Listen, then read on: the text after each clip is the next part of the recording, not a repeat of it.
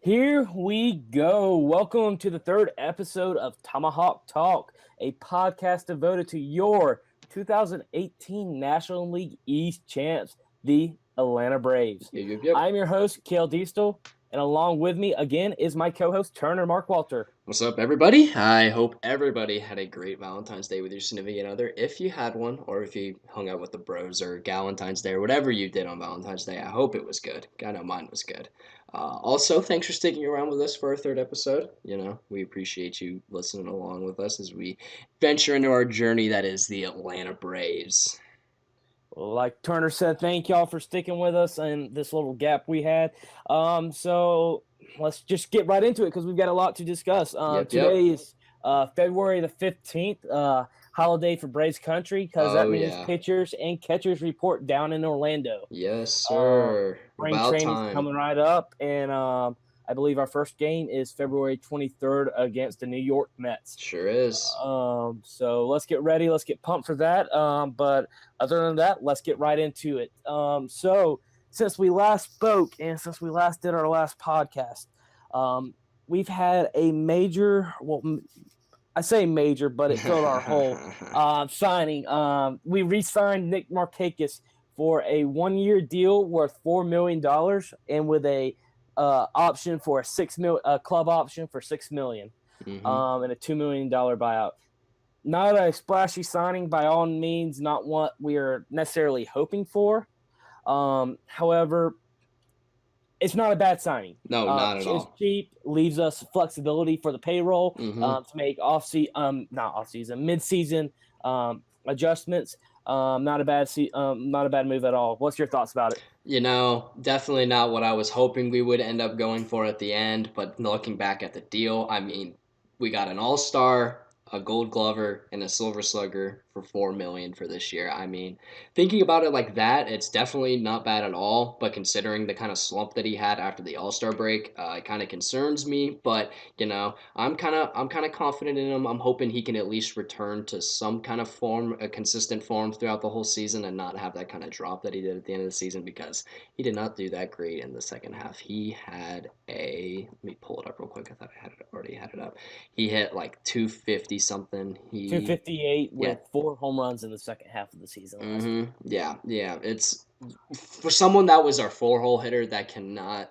We can't have that kind of production. We got to have more. But I mean, beginning of the offseason, not offseason, the beginning of the season last year, he was the best hitter in the National League. So, if he can keep that kind of production up, not that kind, because, I don't feel like he'll be able to produce like that again this year. But if he can sort of get somewhere near it and then just stay like that, then I consider it good.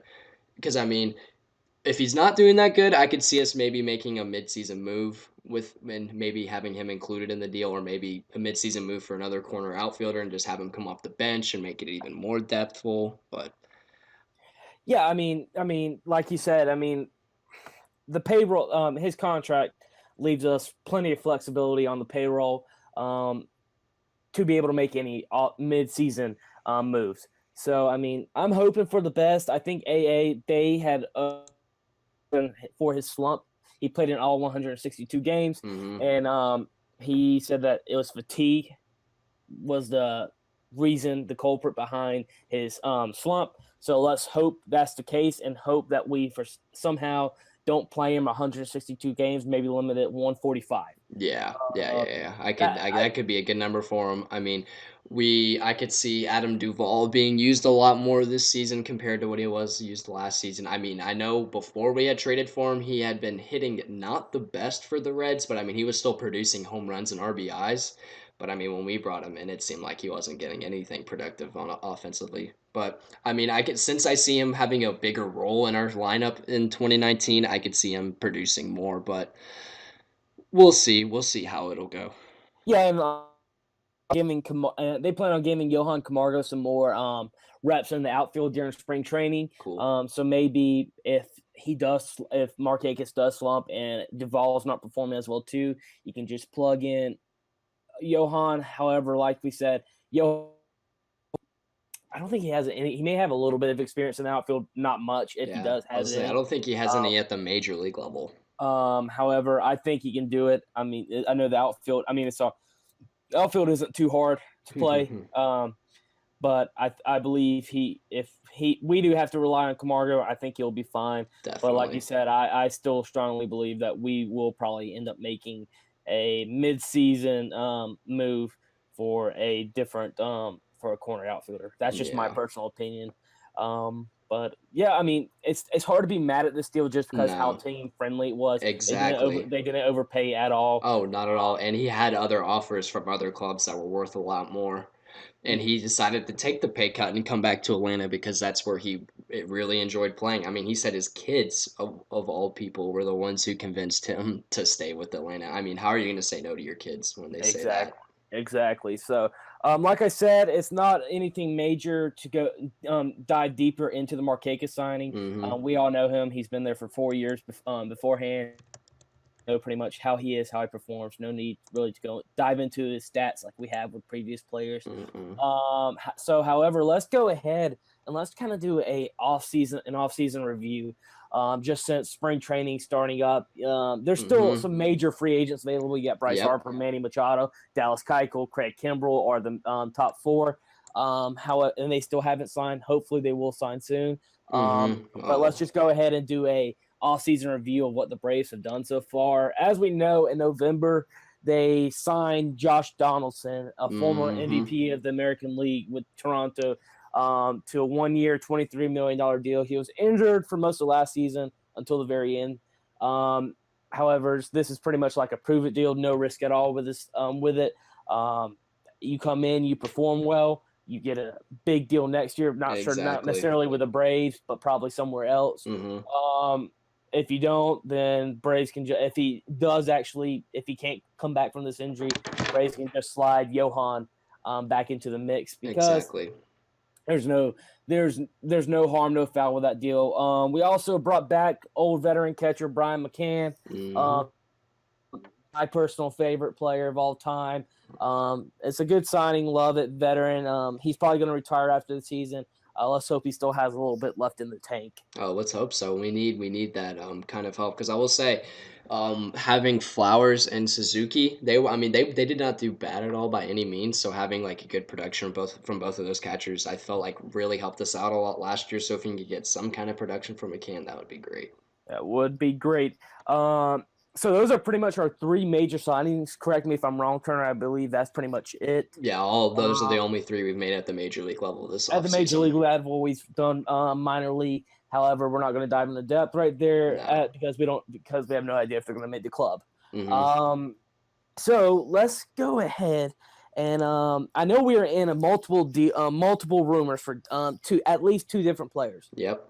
that I would like to cover. One being Michael Brantley, corner outfielder. We're reportedly interested in him, and per Rosenthal, we were actually close to outbidding the Astros, but for some reason we didn't.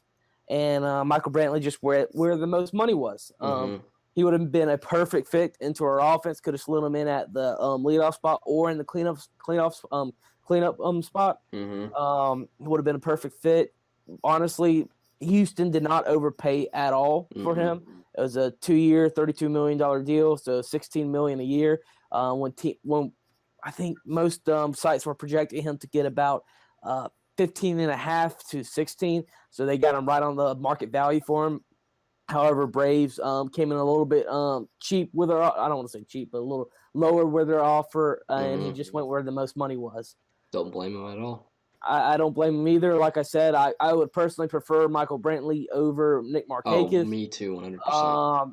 But I mean, like I said, can't really be mad at how much we paid for Markakis. Exactly. Yeah, it's a $4 million deal with I think a $2 million buyout and some incentives along with that. So it can get up to around $6 million if he gets all of his incentives and everything. So great deal for us, bringing him back for $6 million. And then also the biggest rumor we're involved in was for a all-star catcher, top 3 catcher in the league right now, JT Realmuto from the Marlins. Oh my We goodness. were rumored to be in his. We were rumored to be one of his possible suitors since last trade deadline, Yep. and went through the whole offseason. Everybody was making offers. There's 5 teams. Oh, honestly, I think there could have. I think at one point there's up to 10 teams Yeah. trying to go after him, and the Braves were probably the only team that remained in the hunt the whole time. Exactly. And it was pretty much like the Braves had him. They just had to offer the right price, But and we he was a did it. perfect fit. However, Braves, I don't want to say, I'll say they were kind of cheap for what they. Let's just go ahead and say Marlins ended up trading JT Realmuto to our rivals, Philadelphia Phillies. And what they got in return was nothing at all, and there was no reason why the Braves couldn't have Exactly. top that trade. I believe it was for Yeah. Major League catcher Yeah, who Jorge has Alfaro. In the minor leagues last year, he struck out over 36% of the time. Sixto Sanchez was the big kind of marquee prospect in this deal. I mean, he has a potential to be an ace, but I mean, he's had arm trouble this past year, so I don't see what he'll provide for this year if he can get off the arm injuries. And the Will Stewart was the last piece in that deal. Was according to the Marlins, they had ranked him as Philadelphia's second best pitching prospect. So in that trade, according to the Marlins, they got the top 2 pitching prospects from the Phillies along with the catcher. Which I mean, I feel like we could have provided a way better offer, and for 2 of our prospects, maybe just like an Ian Anderson or maybe a Bryce Wilson or something, and including like a Flowers for Romito, I would have been way better deal than that deal for the more we could. Yeah, I had previously written on our website, I think an article around January 17th, or somewhere around that time, that had a proposed let's make a deal for JT Realmuto, and it involved one of our top prospects, Christian Pache. I felt like he would have. Braves have I don't want to say they have Drew Waters and Christian Pache in their top 10 prospects for the outfield, both in major leagues and MLB baseball, top 100 prospects in MLB. So I feel like they could have parted ways with either one of those players. However, I felt like they had more trade value with Christian Pache. Oh yeah. Along with that, I also had a let's choose your own player. Pretty much and I pretty much gave them Ian Anderson. Yeah, because Ian Anderson was the guy that the Marlins reportedly really, really liked out of all of our pitching prospects. He was our top pitching. Like you said, he was the top prospect pretty much for the Marlins to want. Throwing Christian Pache, and along with that, I believe I threw in Tyler Flowers to replace the major league level catcher for the Marlins, and along with that too, I believe I threw in one of our prospects from the range of 25 to 20. You had an option between 3, and along with that, the Braves would get in return Nick Whitgren or Drew Steckenrider. Yeah. 2 very good bullpen pieces. However, Marlins, of course, chose the Phillies. Braves did not offer that, of course. They really didn't say what the Braves offered, but seeing what they ended up trading JT for, Braves probably didn't offer that much at all. Exactly. Like the only kind of piece that we had got that maybe had been in an offer was Austin Riley. Reportedly he had been in the deals like when they were first talking, he had been in the deals, but then eventually as it went on, the Braves pulled him out of negotiations, which I mean made sense to like having it being the deal having been waited out to where the point it had been. Yeah, so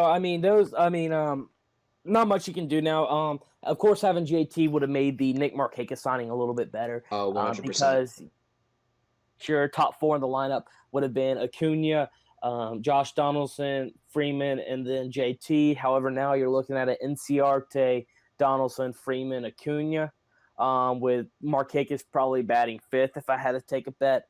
So it would have been sweeter having JT Realmuto. However, like I said, we'll dive into this right now. Pretty much Anthopoulos had done a Q&A session with Dave O'Brien of the AJC, and Dave O'Brien pretty much went all in and just said people are pretty mad because I'll read you let me find the direct quote so I don't mess this up. all we heard about, here we go, this is from O'Brien. All we heard about the Braves' move to SunTrust was that it would drive a higher team payroll. Fans contend that the team promised as much. Terry, you said the team would have money to spend, but it has been a relatively quiet winter. Please explain. Alex Anthopoulos responded saying, did we promise we were going to spend money, or do we promise we were going to have more flexibility? Nobody is ever going to say we have to spend X amount. However, like Dave O'Brien said, moving to SunTrust would drive up the payroll. However, right now, currently, we are $8 million below what we finished with payroll last season. So I don't want to say the Braves didn't spend, because they spent on Josh Donaldson. However, they didn't spend on the pieces we need. Exactly. If that makes sense. I mean, I love the Josh Donaldson signing. If he can be anywhere close to what he was his MVP year, I will love Anthopoulos. However, we could have used that $23 million, put it towards, and gone after a piece we needed, because Johan held down third base 77, I believe, and 17 home runs. Yeah, he was. I would say after the All-Star break, other than Acuna, he was our hottest hitter. Yeah, last season, Johan Camargo batted .272 with 19 homers.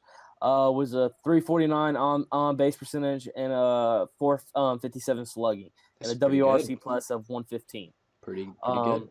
Yeah, I mean, that wasn't a necessary. I mean, I'm not complaining, because I love Josh Donaldson. I think he will be close to his MVP form. I think he's fully healthy. Me too. However, it just wasn't an area of need. Exactly. If that makes sense. Exactly. Like, seeing that we were able to spend $23 million on a position that we already had pretty good depth on, kind of baffles me, because we couldn't spend maybe the extra $7 or $8 million to go after like the best player possible on the market that happens to fit the position we most desperately need in our lineup. It just doesn't make sense why we wouldn't shell out maybe the extra 7-8 for Bryce Harper to fill our corner outfield and clean up spot vacancy perfectly. But I don't know. There's must be a more long-term plan in set for the Braves with Anthopoulos. So. Yeah, from what I've read from that article is posted on the Athletic. It's a paid subscription, so I've seen summaries of it, and pretty much what everyone's taking away.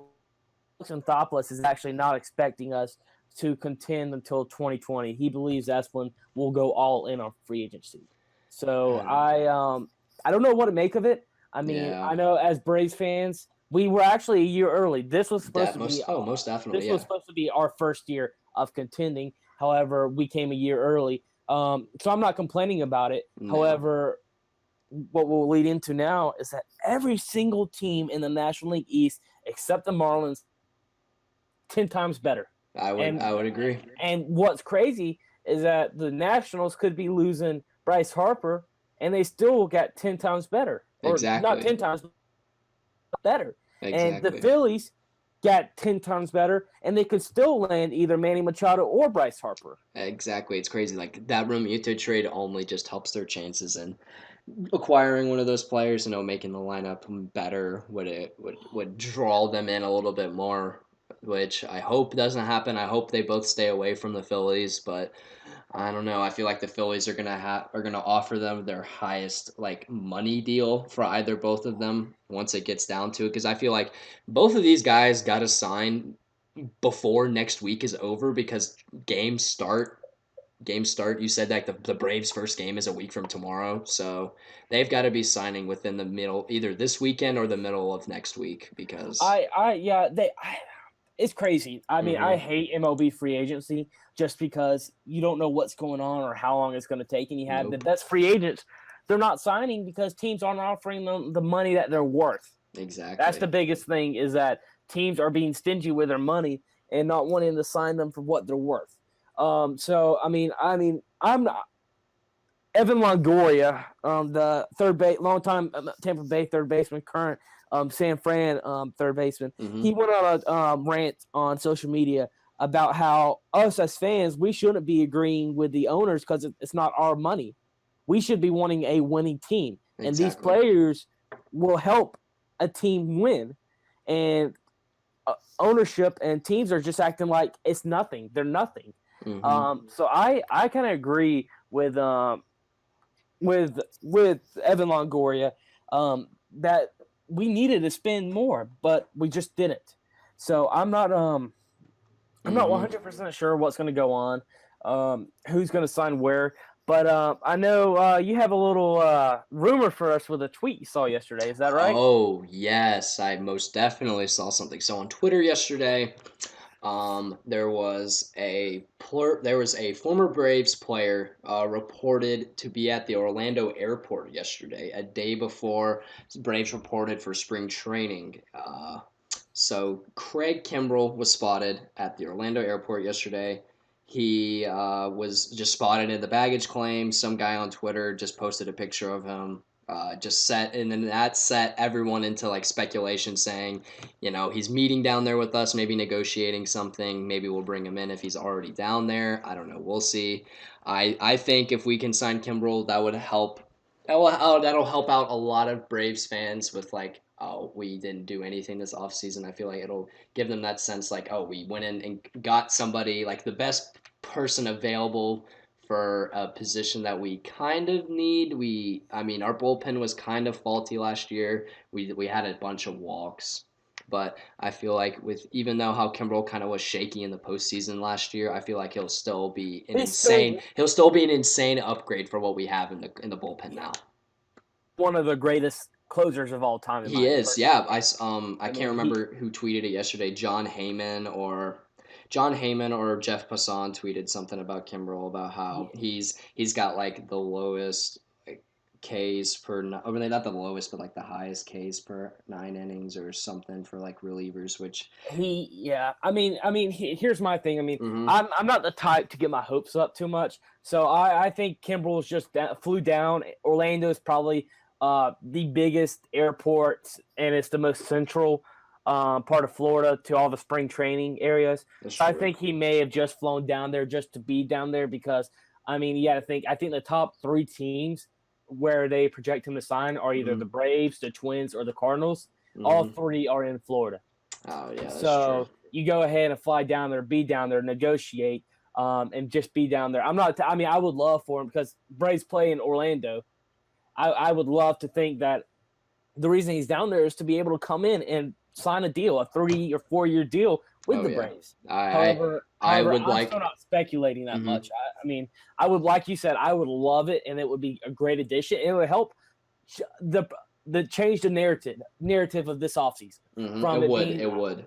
A lot of fans are seeing this offseason as a failure just because we're in the position to win right now. And we have the money to help us improve to win right now. We have the money, and we had, not only that, we have the trade capital, the prospects. Oh my goodness, exactly. We have 10 players in the top 100 MLB prospects. And we can move any of them. And 7 of them, I believe, are pitchers. But yet we're not doing anything. Tell me when we last had. Pretty much what it looks like. I made a joke about this earlier this offseason. It looks like we're going to have a 12-man rotation. Oh, yeah. It looks like we're going to have like the deepest starting rotation ever in Major League history. It looks like we're building up towards with all of these arms that we're stockpiling. I get Anthopoulos' idea of not wanting to like trade the whole farm and kind of like ruin everything what we had going on, kind of like what he was doing in Toronto when he first got there. He brought in Donaldson and Tulo, kind of traded away their whole and David Price. That's right, and he kind of traded Russell Martin. Oh my goodness! Wow, I didn't realize it was all of that. Yeah, jeez, he did a lot. They went into a pure win now mode, and they almost did. They were in the playoffs almost every year when Anthopoulos was there. They definitely could have won a championship. It's just that the games didn't fall their way and everything, but it's just I feel like he's kind of scared because he kind of shipped out the whole farm in Toronto and kind of left them in a really crappy position for where they are right now. He's not wanting to screw up again. I think the narrative of this offseason was don't screw up. Play it safe. Do what you want. Don't take necessarily the big chances out there. Exactly, because even though we haven't done much in the offseason, I would say we're still one of the best bets to win the division, because we're still the 2018 National League East champs. Exactly. And what led us to this crown was our youth. Exactly. All we need And is our so youth to just perform how they did last year. Acuna, if Acuna elevates to an MVP type form like how he was at the end of last year, then I don't see us straying away from the division title at all next year. our biggest thing is we just got to stay healthy and we can't Mm-hmm. go into slumps. We got to stay Nope. consistent. Yep, like how we did last year. We were very I would say we were very consistent the entire year. We just tailed off towards the Yeah. end Yeah. because and Nick Markakis played all 162 games. Exactly. Like Freeman, And I know. I'm pretty sure I know he didn't play. No, he did play. I think he did play every single game last yeah, he year. played every single game, him and Markakis. Yeah. And so they've already came out and said that this offseason, the season, that they're going to make sure they don't play every single day, Exactly. kind of rest them up for the playoffs. Exactly, because like Um, Freeman and Markakis at the beginning of the year were the two best hitters in the MLB. I mean, with how we were performing, Freeman, where people were talking Freeman maybe as the most likely MVP candidate from the National League, but then having him keep on playing, having him getting fatigued, I feel like brought his numbers down a lot more than what he was producing for at the beginning of the year. I don't feel like the second half of Freeman's season should decide like how he performed the first half, because he was the best hitter. He was, I would say, best hitter in the National League before the All-Star oh, break for sure. in the National League, and then Christian Yelich just blew up out of nowhere. I mean, don't get me wrong, he did deserve the MVP, but if Freeman could have consistently performed like how he did at the beginning of the year, he could have won MVP. But Yeah, I could hopefully Donaldson returns to form. Freeman plays like how he always does. Acuna, be how you did last year, and we should have no problem. Yeah, I'm looking at Freeman right now. In the first half, he hit 315, had 16 dingers in 94 games. In the second half, he had 301 with only 7 dingers. Exactly. So, I mean, he cooled off a little bit. I mean, as you expect, he did play. I mean, they did play 16 less games second half, but still, that's a 14-point difference in the average. Exactly. And 9 homer difference. And so, I mean, honestly, he did cool off some, so we'll just have to wait and see. Hopefully he'll get it. I just like they said, they're not going to play all 162 games, but who do they have to back up? I guess that's what they have. Johan Camargo is going to do this season. Is he's going to be able to play first? He's going to be able to. I mean, heck, I think Josh Donaldson. It's been reported that Donaldson can play first base, so they may move whenever Freeman needs a rest. He moved Donaldson to first, Camargo to third, or Camargo to first, whatever. I don't know. We have a lot of flexibility. Options, so we'll just have to wait and see. But all right, so like we said, the National League East got a whole lot better. I'm just gonna run through some of the signings. Let's see what we got.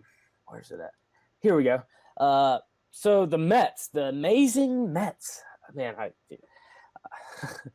So they did a blockbuster trade in December. Got probably one of the top 2 relievers in the game, Edwin Diaz and Robinson Cano, from the Mariners. They also signed Wilson Ramos at catcher, and they signed Jed Lowry. Not really sure for what, but we'll see. They also re-signed. Their bullpen was awful last season. Oh yeah. They signed re-signed Jairus Familia, signed Justin Wilson from the Cubs, and signed Luis Avilan, former Brave from the White Sox. They also made another trade, landed Keon Broxton as some depth in the outfield. And so that's their main moves this season. They did get a lot better. However, they're in a win now mode. They traded away everything. So their GM Brody. Brody, if they don't win, he's gone. Yeah. Because he traded away their whole farm system for all these guys. And unfortunately, all these guys are in their mid to late 30s. Exactly. Besides except for Diaz. Edwin Diaz is 25, I believe. Yeah. 24, 25. And he was I would say he was the best closer in the game last year. I mean, they definitely got a lot out of this trade. I mean, Cano, he'll be a good cleanup hitter for them. Get another good bat in their lineup. Diaz, I mean, just fortifies their bullpen. Got for sure 9th inning guy for the whole year, however long he's still got on arbitration. I think he's got like 4 years or something. So. Jeez. So yeah, I think it's 2023, 2022, one of those years. Gotcha. But yeah, no, they definitely solidified their team. However, like I said, they're all mid to late 30s, so they've just got to hope that they all come out and perform. Robbie's coming back from a PED suspension, That's so let's right. hope that he comes back fully. We'll torn like every ligament in his knee, like in the past like 3 years, it seems like. Yeah, However, when he's healthy, he's one of the best offensive catchers in the game. for sure. Jed Lowry had an all-star type year last season. However, I'm not really sure what they're going to use him for. Yeah, I think they'll probably use him as like a Camargo role for us. I've heard that, or they may move. Jeff McNeil. There's been rumors saying Jeff McNeil may play center field. There's no telling what the Mets are going to do, but those are just some of their additions. They got better. I wouldn't necessarily say they're better than the Braves right now, but they did definitely improve their team. They definitely improved. And like I said, there's 4 teams that could all be the number 1 league, not just the National League East. 4 teams that could be the number 1 team in the National League. Just depending on how they play. Because, I mean, the beginning of the year, the Mets had the best start to their franchise. Like, they had the best. Like 11-1 or something. Yeah, they were like 15-3 or something, like after like it was all said and done before they started cooling down. Like, I mean, that was the best start they ever had in their franchise history. Yeah. I mean, if they could have continued that form throughout the season, I mean, the NL East would have been crazy. But, I mean, now, I mean, it's going to be even crazier this year and for years to come, for sure. Yeah. So right now, then let's go to the Nationals. Nationals, they're still in it to re-sign Bryce Harper. Yep, they still are in it. However, he's still unsigned. Exactly. The Nationals reportedly had offered him a 10-year, $300 million plus deal, but he turned it down. He turned it down because he wanted to. Exactly. He's either trying to get more or he just doesn't want to return to the Nationals. But the team still says that they have some sort of shot to get him. But I mean, who honestly at this point into the offseason, who knows where he'll sign? Who knows? I know. Honestly, I think I would honestly have them down as my favorites to land him. Yeah. If I had to place bets, just because just returning to the team, they've already offered him the money that he's looking for, and if the reason he turned it down is because he didn't think they were in a win now, they proved they're in a win now. Oh, definitely. They probably honestly have the top 3. They probably have the best rotation in all of baseball right now. I would say so. Max Scherzer, Steven Strasburg, and Patrick Corbin all headlining their top 3. Yeah, Any of those guys, you give them to the Braves, they would be the number 1 starter for the 100%. I mean, Corbin signed so far signed for the largest contract this offseason with it was around 6 years for like $140 million, something like that. So they proved to Bryce Harper that they're still trying to win now, because I mean, it seemed like at the trade deadline in the 2018 season, it kind of seemed like they would be moving towards rebuilding mode after they put Harper on trade waivers and everything. And even that, we saw yesterday that it was reported that the Nationals had agreed to a trade in principle to send Harper to the Astros, which would have changed everything last season, which I mean, I'm still kind of shocked as to why it didn't happen. If it was already agreed in principle, why didn't it end up happening? I don't know. Who knows? Maybe we'll find out something about that. Yeah, but hopefully we'll find it out. But Patrick Corbin's not only the only move they made. Oh no, they also added Brian Dozier, who can't win healthy, can be a stud second baseman. Definitely one of those. Yeah, if he's healthy, if he's healthy, he's probably has the most power from the second base position. Yeah, he's capable of 35+ home runs when healthy. They stole Kurt Suzuki from us. He signed on a 2-year deal. However, they also made a trade acquisition for Yan Gomes from the Indians. Got a great defensive catcher to complement Kurt Suzuki's great offense. They also signed Trevor Rosenthal, a great relief pitcher. They traded earlier at the end of this last season for Kyle Bearclaw. A great relief pitcher. They re-signed Matt Adams to be, I don't know what he's going to be, but he's going to be doing something good. And they also stole Anibal Sanchez from us. Man, I didn't. That was the signing that I was most heartbroken about, because I mean, I didn't know what to expect out of Sanchez last year after he returned from his injury, but my goodness, he was arguably our best pitcher. I mean, other than Folty. He was our number 2 last season. Yeah, he And started in Game 2 of the division series against the what's Dodgers. crazy though is that he was our number 2, and in this rotation he's about to be their number 4 or 5. Yep, I know, crazy. So if the Nationals do win the NL East, it's going to be because of their pitching. Yep. And I mean they also have highly touted prospects coming up this season to man the outfield with Juan Soto and Adam Eaton. So we'll just have to wait and see how the Nationals do. We'll see how Victor does. So last we had the Phillies. Phillies, like we already said, they acquired probably one of the best catchers in the league, JT Realmuto. Yep. They also signed Andrew McCutchen, who was linked to the Braves. However, what he signed for, I'm glad the Braves 2 years, $52 million. Too. Yeah. He signed I think like 3 years, $50 million. 3 year, $52 million. Yeah, 3 years, $50 million. That roughly equates to like 16, 17 a year. Glad we didn't shell out that much for him. Yeah, they also made a big trade for one of the best offensive shortstops in Gene Segura for the Mariners. They also landed a relief pitcher, David Robertson, to kind of be that closer / setup guy for their not the best bullpen, I'll say. And they're also, like we said, they are in the hunt to land either Manny Machado or Bryce Harper. I would probably say that they will more likely land one of those guys. Yeah, they've got the mindset of they're going into spring training onto the beginning of the season with either one of the two of them.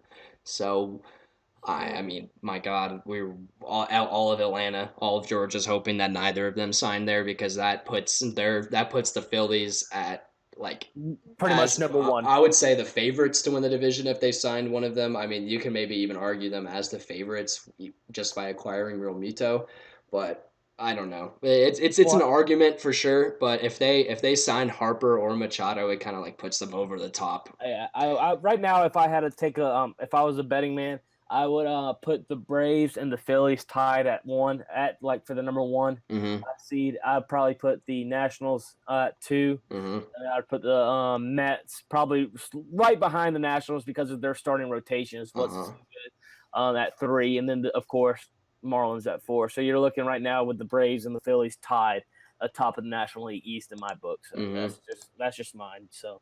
And on the MLB trade rumors where they had reported they were talking about all of the NL East hierarchy. There is a poll at the bottom of it that doesn't say how many votes there are, but I would say it's pretty uniform between the Braves, Phillies, and Nationals for who they think is going to win the division. The Braves are 29%, the Phillies are at 27%, and the Nationals are at 24%. Yeah. I mean, that's pretty much what I would go with. In the Mets I mean, like I said, the Mets, they just have to if the age doesn't catch up to them, they have a chance to be. And like I said, any 4 of those teams can be the top team in the National League, not just the East. As long as they can stay healthy. In the National League, yep. Because the Mets have always had that problem of injuries plaguing them. It seemed like it's happened to them like the past 3 years. They've gotten screwed over off of tons of injuries. So if they can stay healthy, they're definitely in contention for a playoff spot. Yeah. All right, so let's move on from the National League East review.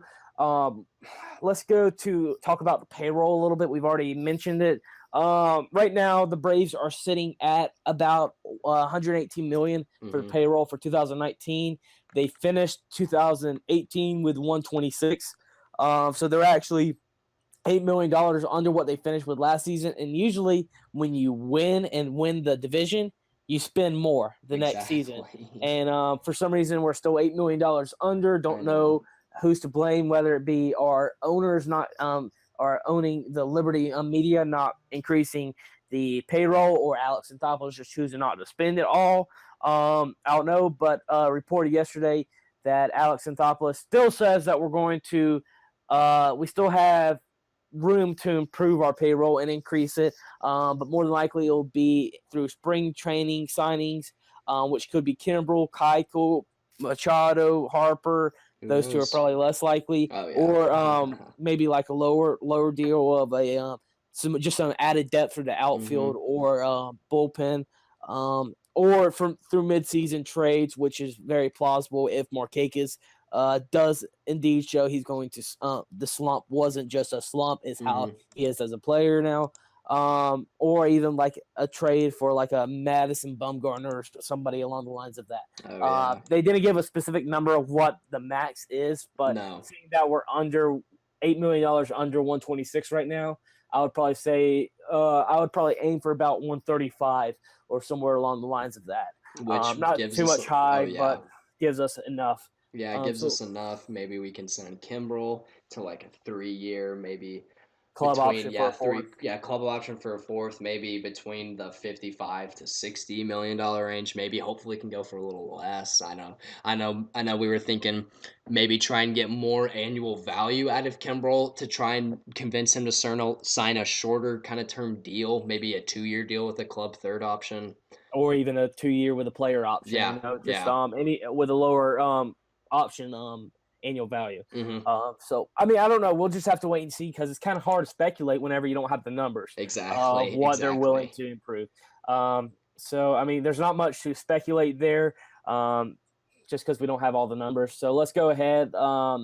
So it's been a pretty somber podcast. We've been talking about. I mean, a lot of it has been talking about how the Braves haven't spent as much as we wanted them to. Mm-hmm. So let's end on a bright note and let's talk about our prospects and our future, since that's what Alex Anthopoulos is saying we got to wait for. Yep.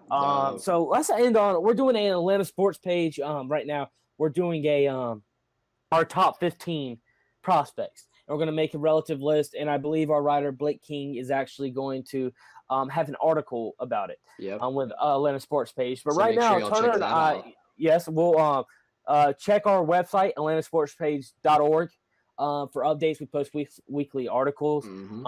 Turner and I, along with our writers Mick Barnett, Luke Dabbs, and Blake King, we all post articles on there. Along with that, you can find Falcons, you can find Atlanta United, you can find the Hawks, you can find anything you want. Atlanta is on there. So make sure you follow it. Again, it's atlantasportspage.org. Let's go ahead and dive into our top 15 prospects. You want to go one and one, just go back and forth? Yeah, sure. So, we can do that. Right now, I think me and Kale, we had the same person as our number one. Austin Riley. Yeah, Austin Riley. Yeah, definitely. He was voted by the Braves as the best minor league player, best prospect last year at the end of the season. I mean, what's more to say? He's our third baseman of the future. He's a power hitter. Most definitely. Fangraphs. Let's see what they have him. Let's see. They gave him a team rank. They ranked him as our second best prospect. He said they've got raw power. He's got 70 for 70 out of raw power on the report. 45 out of 40 for the speed. He throws 65. I'm not sure what these rankings are, how they're compiling it, but it's like 65. I believe it's out of 100. Yeah. So this is just scouting reports. It's not saying 65 his max. He's ever thrown at 65 miles per hour. This is just what they would rank him. Yeah, like I said, he's got everything that you would want in a future third baseman, and I think he'll be our third baseman at the beginning of next season. He'll probably honestly make a couple appearances this season, whether it be in the outfield or in the infield at third. For sure, yeah. You have a lot of flexibility with him. You can put him at third. You can move him to first. You can have him in left field. Yeah. So right now, like we said, Turner and I, we have Austin Riley as our number one. Two, I have Mike Soroka. You have Mike Soroka too. Yeah, that's who I also have as number two. So, before he got injured last year, it looked like he was going to be our fifth starter for the rest of that year. He had been great for the first 4 or 5 starts he had before he had gotten injured, unfortunately.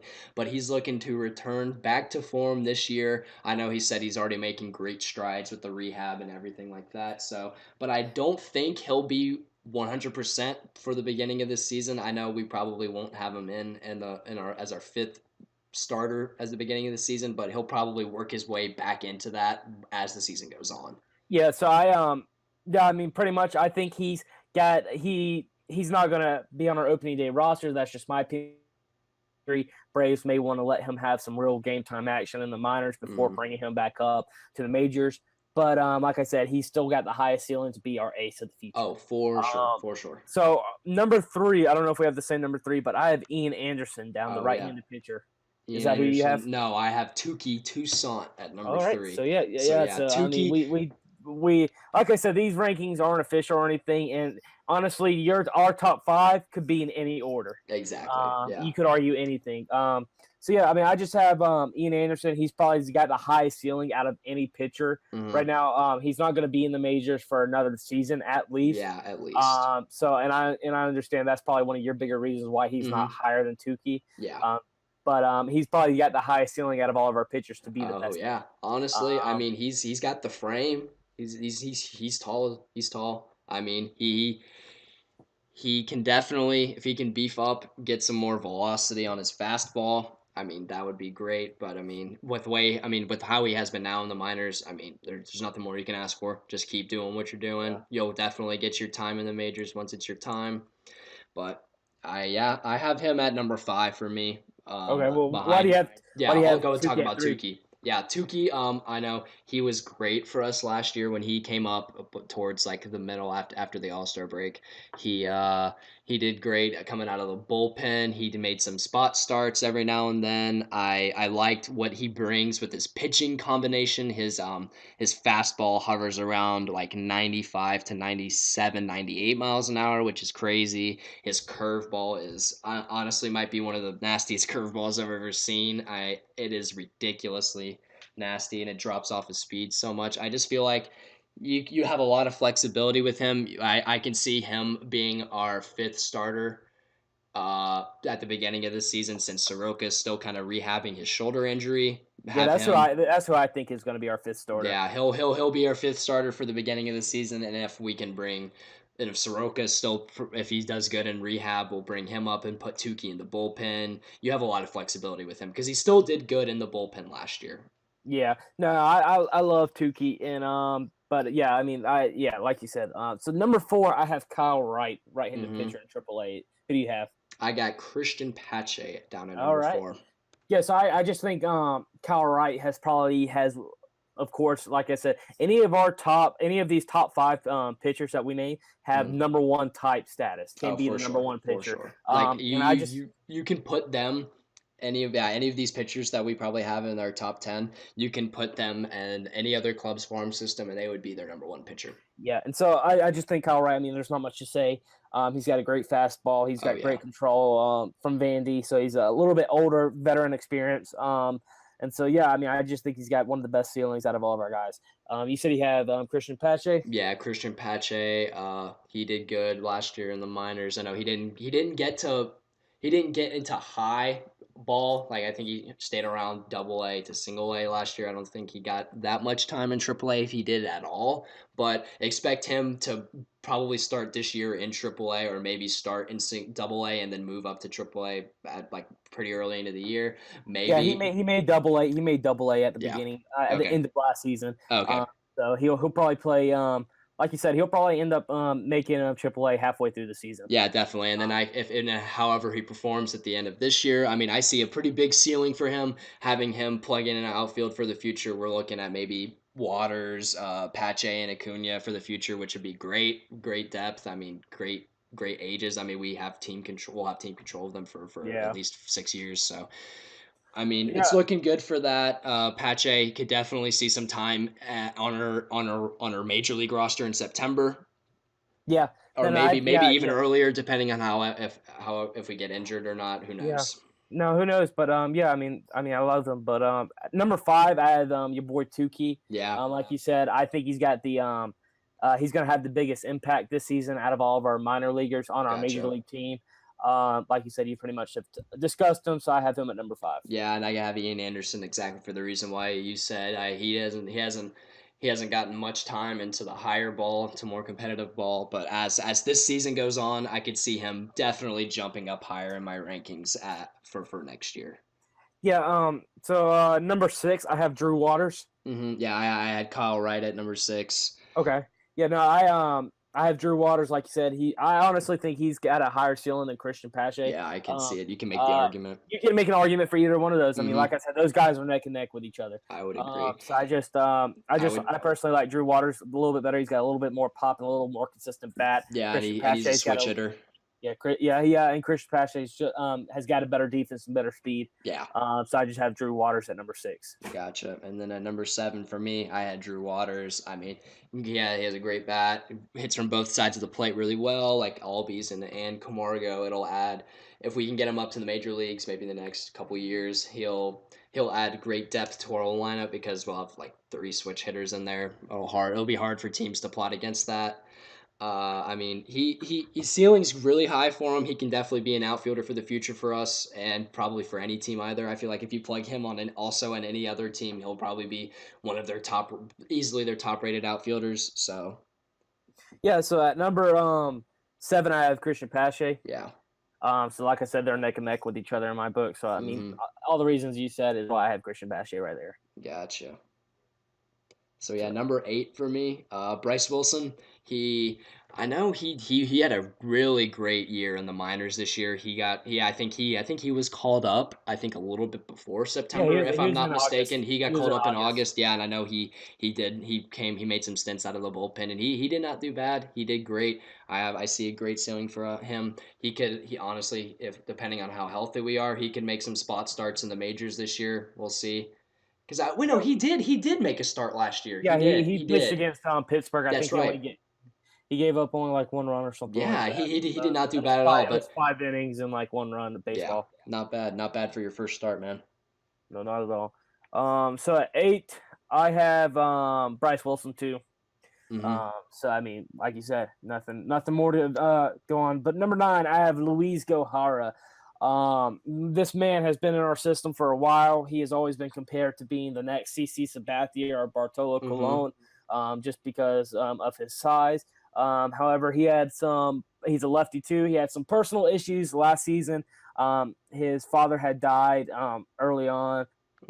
He had just kind of like gotten depressed and kind of got out of shape from baseball, wasn't in baseball shape, and just didn't handle everything well. So, but however, this past season, got his mind right.